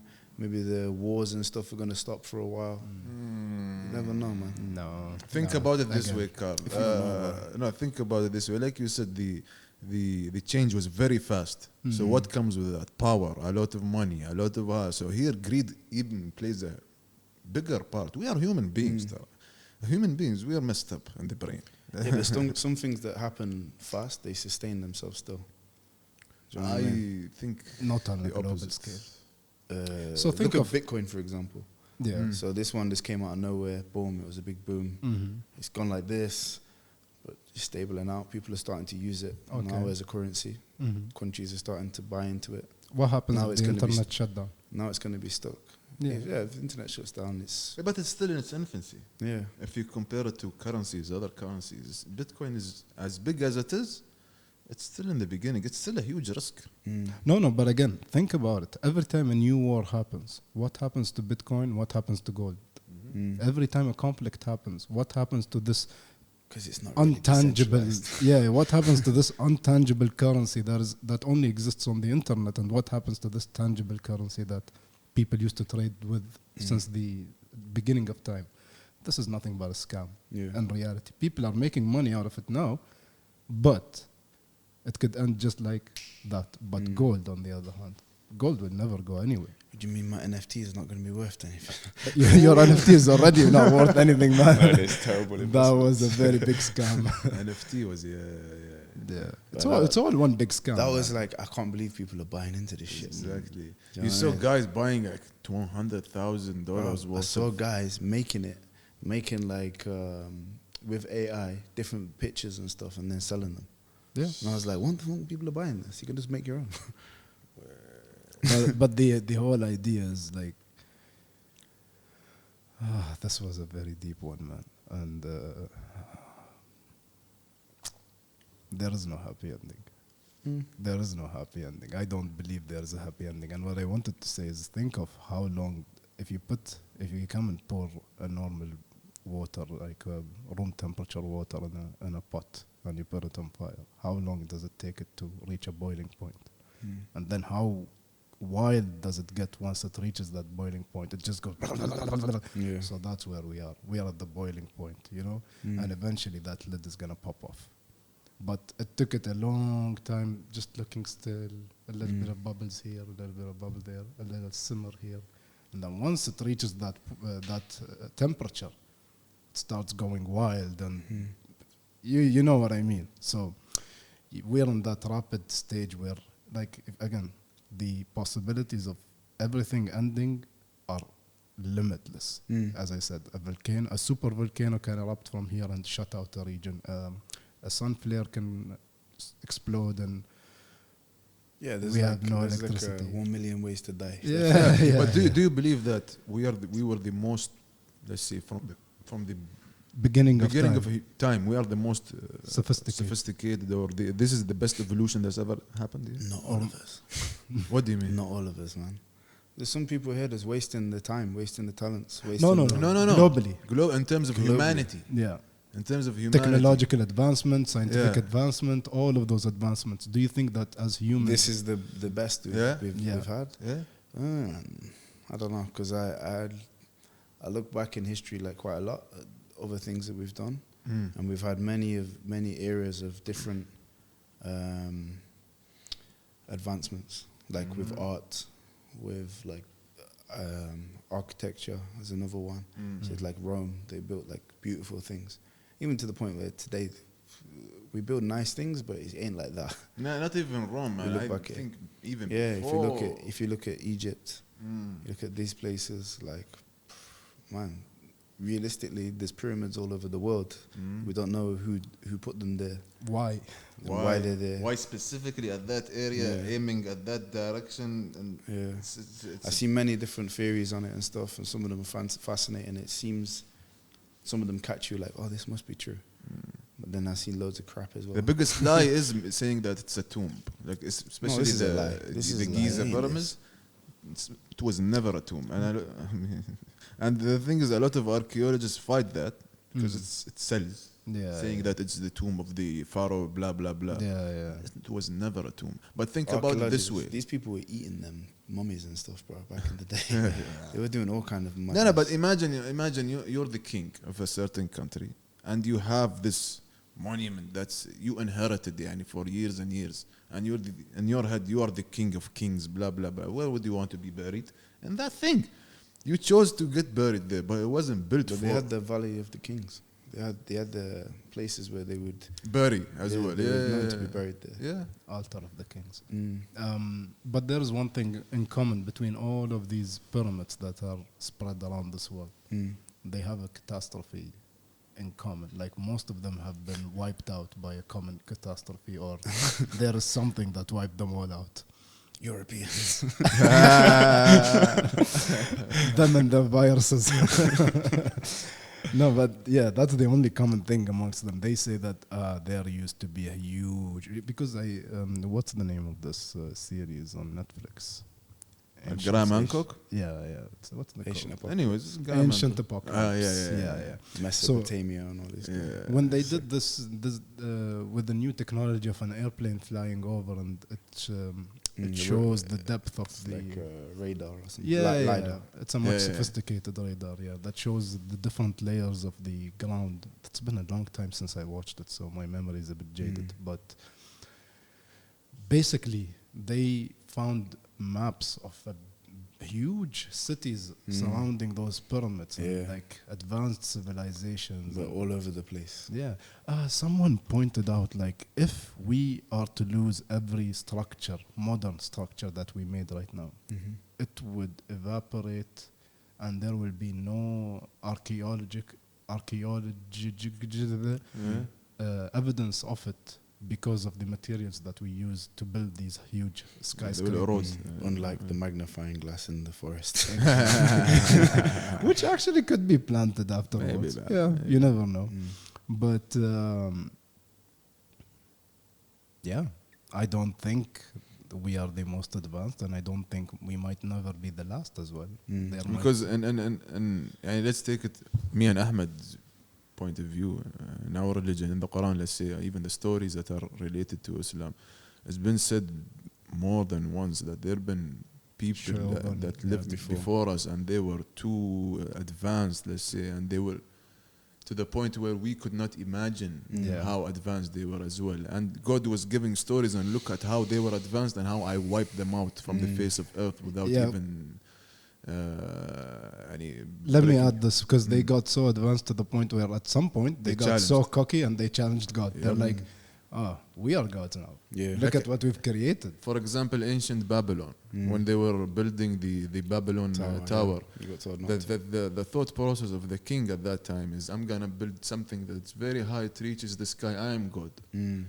And in the stories, they were cursed. The people that were building the towers, suddenly they couldn't speak to each other. The tongues changed, the languages changed. Then other stuff as well happened.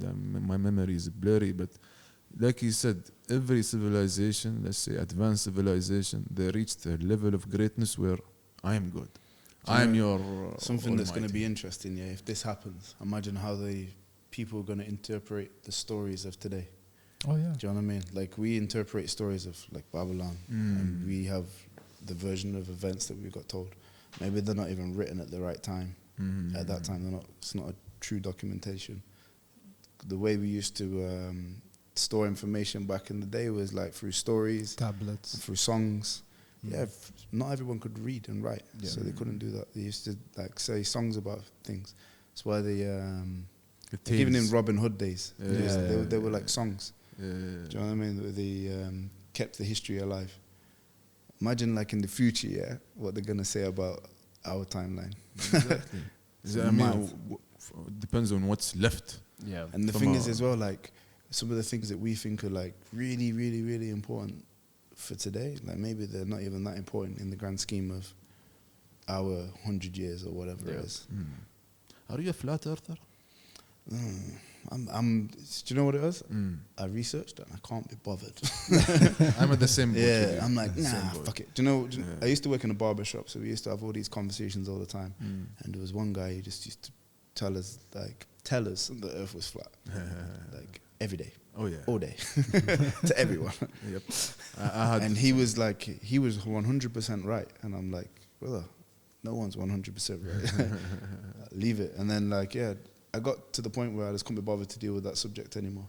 Same person got me not liking Liverpool FC as well. I love that because I hate Liverpool too. So he was a Liverpool fan and he won't stop banging. It was either Liverpool or Flat Earth. He's Scousers. Yeah, and I was like, man, both of these subjects I just don't want to hear about again. No, because in reality, what would that answer change in my reality? Nothing. I'll give you the weirdest one that he came with, which made me like cry. So there's like, America is in war with dinosaurs. And I was like, what? And he's like, yeah, they're in war with dinosaurs. Dinosaurs, they never lived here back in the day. They still live on the other side of the ice wall. They have like these islands that are just run by dinosaurs, and they're advanced, and they're at war with America, but America's not telling everyone. Yeah, he's on mushrooms. I was like, what the fuck is this guy smoking, man? It's that Rick and Morty episode. Where did I swear, bro, he'd go on and on and on. And some days I was like, maybe he's just bullshitting us just to like, as a joke, but then he just kept going too far, and I was like, no, this guy's really lost the plot. Like, tell me there are other nations behind an ice wall. I might entertain the idea, but they're fighting dinosaurs? Yeah, dinosaurs. Wow. T-Rexes, Not like Barney. I love you. Something I believe is like having civilizations beneath Earth. Yep, I believe that. That I believe. Like, I see it being. This is the thing with the spaceships. We were talking about they're appearing from down, coming from the sea and stuff like this. Like No, that has been debunked very recently. These are Chinese drones. These are Chinese drones that. Think of Batman. Yeah. Think of Batman's cave. he was showing you what the. No. Think about it. Think about Aquaman. No, really. No, really. We're in 2025. Just think about this. If a government of a country decided to do something and to build an underground base, Hide the base. They can't. Basically. It's easy. Brother, there's underground bases in England, like all over the place. We like even I think in Derby there's one car park. It's called the world's safest car park because underneath it is a nuclear bunker. Wow. It's like big tunnels that go down. My city is the Nottingham City of Caves. So, you know, Robin Hood story, they'd hide in caves and hide in the forests and stuff. Like, underneath my barber shop, there was like a cave, the wall bricked up. And I speaking to the guy. What type of cave under the barber shop? No, it's like not the kind of cave. Sit there with the candles and that.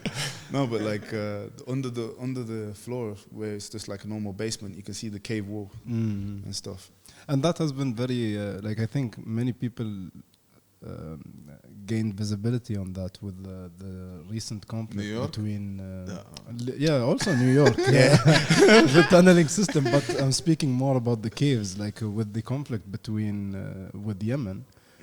They were facing a lot of struggles in eliminating those rebellious You see in Vietnam where that happened, didn't it? There was under the they dug tunnels, really advanced tunnels. Yeah. They tried to gas the tunnels out, but they'd made chambers with water.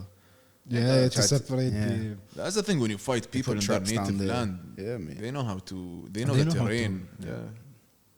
They use that to their advantage. Like people, they came back with horrible PTSD more than any other war. Because imagine going through a forest. First of all, they used to play scary voices on speakers that they would hide around that forest just to scare the Americans. Screaming and stuff. And then your next step could be your last step. You would just step on something that would clamp your legs, and then you either cut it and bleed out. Nobody's gonna carry you through that rough terrain, and bro, it's horrible. I want to go just to look at those trap museums. Nope. In Vietnam. Trap museums? Yeah. What is a trap? They have a museum just highlighting the traps that they set for the Americans and the Viet Congs. You know what's funny? They never admitted that they lost the war, USA. Of course. Wallah. They pulled out of the war. Oh, sure. It was never their war to begin with. Yeah, it was one of the It was stupidest never their thing. war. Oh, even the veterans say that when you see, because Yeah. I really like war stories and I dive deep into them. They never should have been there. Actually. I got That's what into Ali it. was saying, innit? Huh? I ain't got no beef with the yellow man. My beef's back home. I mean, just thinking about it, it sounds very weird. Yeah. Imagine you're a soldier and you go fight a war based on politics. 99% of them are like that, though. Yeah, Yeah. I know. Do you know what I mean? Just some politicians are better at lying. Yeah, like there is only back then. Like wars were noble. I mean, look at what's happening between Russia and Ukraine. Like I have one Russian guy at work, and we have this like long conversations. I'm like, I'm at a point where I don't care. It's not about who's right and who's wrong. I know what's right and what's wrong. I saw a video that was very disturbing to me because there are rules of engagement in wars. If I surrender, I dropped my weapon and I raised my hand, you're not allowed to kill me. Yeah.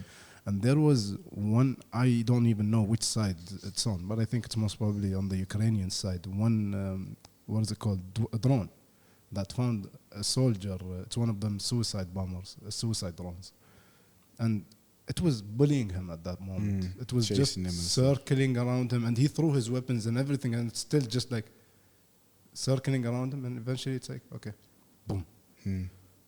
Like, what do you do against a weapon like that? Like, back then, there was bravery, like to the point where like two leaders can fight in the middle of the field, and if one leader lost, they both go home. Yep. This guy's won, these guys lost, leave the town. That's it. I think the cruelty has always been there, man. I think now you're just seeing it because of the cameras. Oh, of course, yeah. But like, I think even when they went to war with swords and sticks and stuff, they still butchered people after they surrendered, mate. No, he thinks in terms of Islam, because we have a set of guidelines, like because of course there are some Islamic people that did the wrong things, but in terms of the rules, the real rules, the core rules, just for a country, let's say, to go into war with another country, you give them notice, by the way. Like the proper way is, listen, we're gonna go to war in 3 days, for example. You have to give them minimum 3 days notice for them to get themselves ready. You can't just attack. Yeah. In the brink of night. Night assaults. Yeah, you can't do that. It all depends on what the outcome you were looking for. Like if I want to come take over your land, I'm not telling you that. Yeah. But again, that's what I'm show up saying. at night. There isn't. Smack you up in your bed. It's my house. That's where honor is lost. Like war was never meant for you to lose honor in order to gain whatever you wanted out of it. Like there are rules of engagement. Most of the wars are like the history is written by the winner. Yeah. 100%. So all of the bad shit they did, all of the not giving notice, killing people when they shouldn't have killed them, It's not going to be shooting mentioned. kids, or maybe hitting women with swords or axes. Like none of this is documented because we went in there nobly and we won, beat all their men, and then that's it. No, but what I'm mainly highlighting is the rules of engagement. Like he mentioned Islam. So in Islam, there are rules. We're saying like if we are going to go to war in the name of Allah, you need to follow those guidelines or else you're bullshitting yourself. You're not doing it for your religion. And your religion says these are the rules to start a war. You cannot start the war unless these rules are met. And even if you go to liberate a city or you go to do something for a city, you cannot touch a tree. You cannot touch a leaf on that tree. You cannot touch an elder woman or a man. You cannot touch a child. You do not break homes. You do not scratch a wall. You get me? Like there are specific guidelines, and if you do that, then you're Easy not to really. fight then. Arm all the kids and all the old ladies. Stay at home. Booby trap the trees. Done. Hey, wallah, why didn't they think about it? If they Well, for example, I'm trying to highlight honor, but apparently you're an asshole. I think it's those Caribbean guys, man. Yeah, Pirates, yeah, Nassau. That's not English.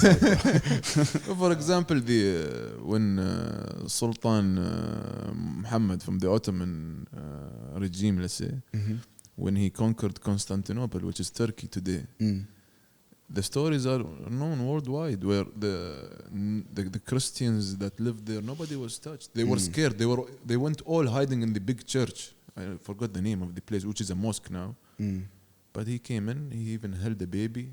He promised them nothing will get touched. The thing is, how it's supposed to be, yani, is that country, they have soldiers. We fight the soldiers. Yeah. They surrender, good. They don't I surrender. said the honorable way and the noble way to do it would be that. And then came the Crusaders. Zero honor. Life is brutal, and again, just based on everything we just mentioned, if you think there's an happy ending, you're not really paying attention. Nah, I think it's peaks and troughs, man. Like you got some times where it's peace. Because you're here in the UAE, alhamdulillah. Like, be happy you're here, but there are a lot of fun places that there's a lot of places in the world now where it's chaos, and they think it's the end now. Yeah, That's true. and you think it's heaven because it's peace here. That's deep. That was a deep. That was a Point. deep. That was a deep. That was a deep point. It is a deep. Yeah. Everything is a deep. It's a nice little rabbit hole. And I think it's a good place to end this episode in this rabbit hole. Keep it in this hole. So whatever needs to be cut out of this hole, we cut out of this hole. We appreciate you, man. Thank you for your time. Thank you for having me, guys. Beautiful Man. conversation, beautiful journey. I look forward to coming back on one day. Oh yeah, yeah, inshallah, yeah. Inshallah. Let's see you more even. You're a busy guy. Yeah, I'm kind of busy. Thanks. I can make some time for you guys, man. We wish you good people. the best, whether you fight or you don't, and we wish you the best in your future ventures. We know you have great things, inshallah, lining up for you. Thank you. I wish you the success for that, man. I wish it goes the way you want it to. Thank you, brother. Anything you want to plug and talk about, highlight before we close? Yeah, come and see me, Abu Dhabi Martial Arts. ADMA. Yeah, I'm based mainly in the MBZ branch, but we just opened up another one in the ladies club, Abu Dhabi Ladies Club. Also in Abahia, we just renovated. So yeah, we have branches all over the UAE. Come hit me up if you want to learn how to fight. That's nice. Thank you. Carl Bumper Boot, ladies. Respect, guys.